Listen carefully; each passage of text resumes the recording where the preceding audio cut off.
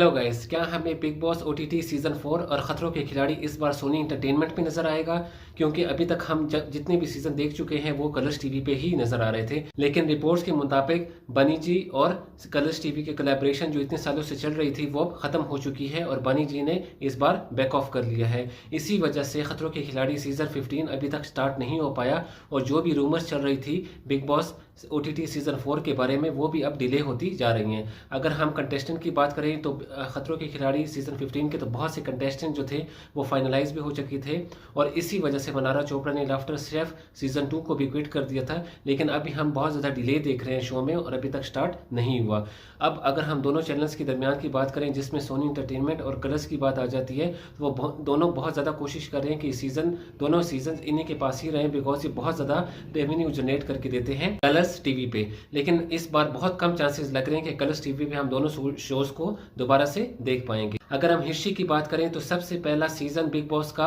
हमने सोनी इंटरटेनमेंट पे ही देखा था, लेकिन उसके बाद जितने भी 17 सीजन आए हैं वो सारे हमने कलर्स टीवी पे देखे हैं। इसी तरह अगर हम खतरों के खिलाड़ी फियर फैक्टर की बात करें तो सबसे पहला सीजन जो था वो सोनी इंटरटेनमेंट पे ही लोगों को दिखाई दिया था, लेकिन उसके बाद ये राइट्स जो थे वो